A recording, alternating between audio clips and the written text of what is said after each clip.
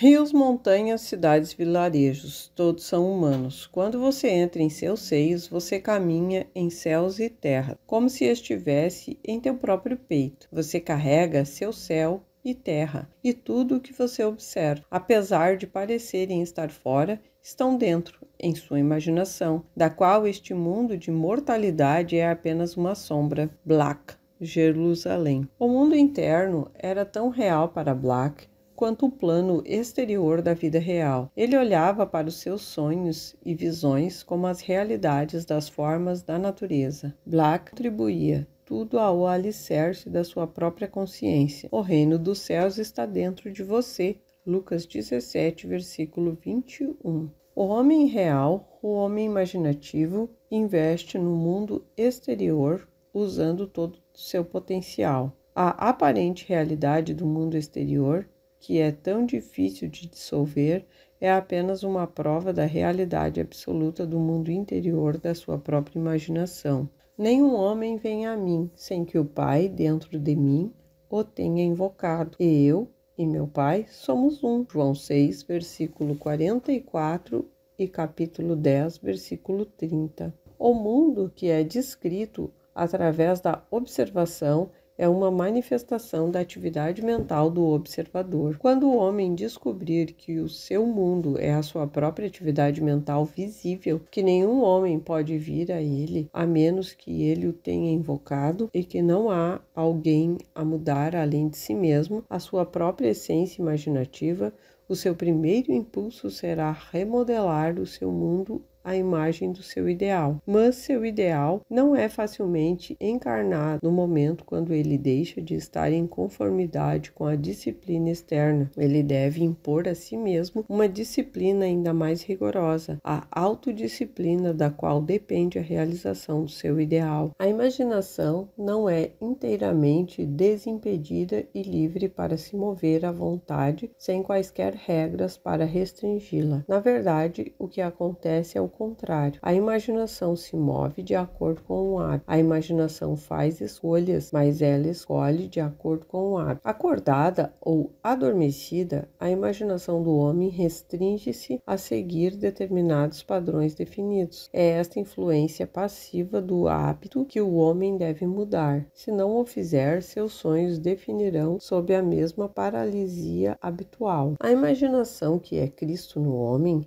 não está sujeito à necessidade de produzir apenas o que é bom e perfeito. Ela exerce a sua liberdade absoluta por causa da necessidade de dotar o ser físico exterior com livre-arbítrio, de optar em seguir o bem ou o mal, a ordem ou desordem. Escolha neste dia a quem irá servir. Josué 24, versículo 15. Depois que a escolha é feita e aceita, tal que ela forme a consciência habitual do indivíduo, a imaginação então manifesta o seu infinito poder e sabedoria, moldando o mundo exterior e sensorial da manifestação. A imagem do discurso interno habitual e das ações do indivíduo. Para realizar o seu ideal, o homem deve primeiro alterar o padrão que a sua imaginação tem seguido. Pensamento habitual é um indicador do caráter. A forma de mudar o mundo exterior é fazer o seu discurso interno e suas ações se alimentarem com o seu discurso externo e suas ações, para que eles realizem o seu desejo. Nossos ideais estão à espera de serem encarnados, mas a menos que nós mesmos nos alinhemos com o nosso discurso interior e suas ações, com o discurso e as suas ações que realizam nosso desejo, eles serão incapazes de vir à luz. O seu diálogo interno e as suas ações são canais da ação de Deus. Ele não poderá responder às vossas orações, a menos que estes caminhos lhe sejam ofertados. O comportamento exterior do homem é mecânico, está sujeito aos impulsos aplicados a ele. Através do seu comportamento interior,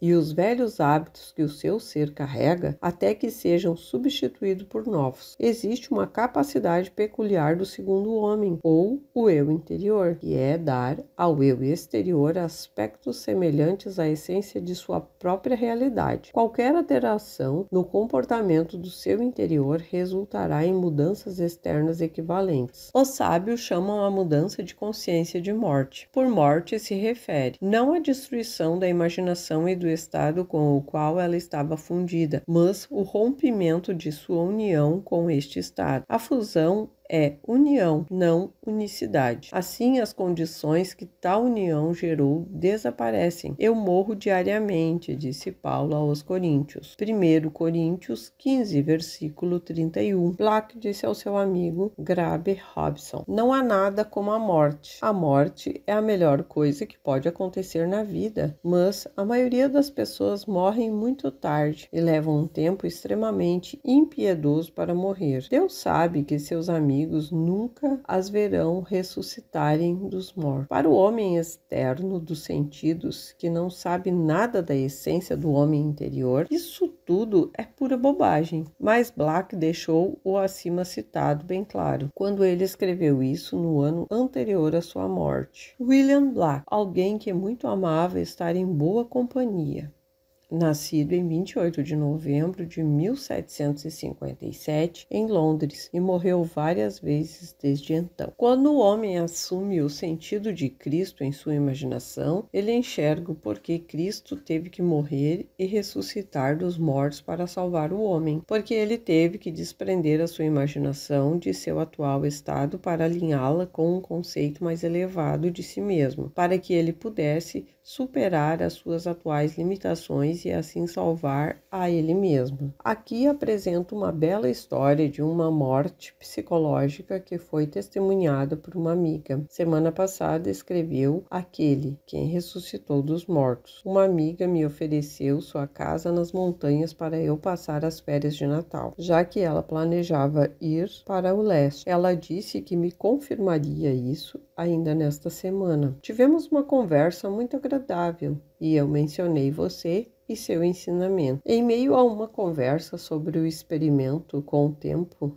de Duné, sobre o qual ela estava lendo, sua carta chegou na segunda-feira. Quando eu a peguei, eu tive uma súbita sensação de depressão. No entanto, quando eu li, ela dizia que eu poderia usar a casa e me disse onde encontrar as chaves. Em vez de ficar alegre, eu fiquei ainda mais deprimido, tanto que eu concluí que devia haver alguma coisa nas entrelinhas e que eu estava intuitivamente percebendo. Eu vasculhei a carta e li toda a primeira página e logo quando eu virei para a segunda página eu vi que ela tinha feito uma anotação na parte de trás da primeira folha. Esta anotação se tratava de uma descrição extremamente curta e direta de uma característica desagradável do meu caráter, com o qual eu lutei por anos para superar e que nos últimos 2 anos eu pensava ter conseguido, mas aqui novamente estava descrita com precisão clínica. Eu fiquei atormentado e desolado. Eu pensei comigo mesmo: o que é que esta carta está tentando me dizer? Em primeiro lugar, ela me convidava para usar a casa, assim como eu tinha me visto em uma bela e adorável casa durante as férias. Em segundo lugar, nada vem a mim a não ser que eu não tenha chamado. E em terceiro lugar, ultimamente não tenho ouvido nada a não ser boas notícias. Então, a conclusão óbvia é que algo em mim corresponde a esta carta, e não importa o que aparente ser, é uma boa notícia. Eu reli a carta, e assim que eu fiz,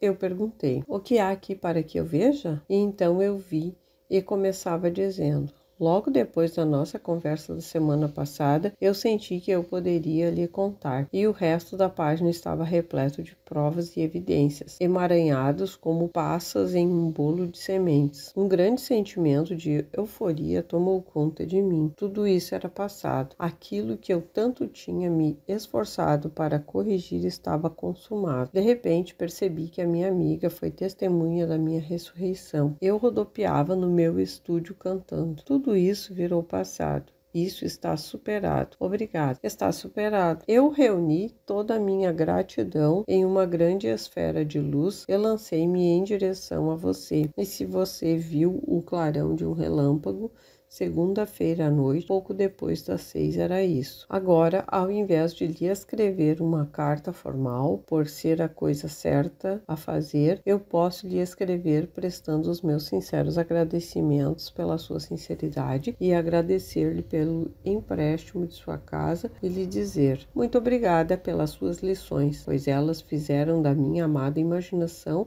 o meu verdadeiro Salvador. Agora, se qualquer pessoa disser a esse homem: ei, Cristo está ali e ali, ele não acreditará nessa pessoa, pois ele sabe que o reino de Deus está dentro dele, que ele mesmo deve assumir total responsabilidade pela encarnação do seu ideal e que nada além da morte e ressurreição poderá levá-lo até ele. Ele encontrou o seu Salvador, a sua amada imaginação, para sempre expandindo em direção ao seio de Deus. Só existe apenas uma realidade que é Cristo, a imaginação humana, a herança e a conquista final de toda a humanidade. O objetivo é que não sejamos mais como crianças, levados de um lado para o outro pelas ondas teológicas, nem jogados para cá e para lá por todo o vento de doutrina e pela malícia de certas pessoas que induzem os incautos ao erro. Longe disso, seguindo a verdade em amor, cresçamos em tudo naquele que é a cabeça, o próprio Cristo. Efésios 4, versículos 14 e 15.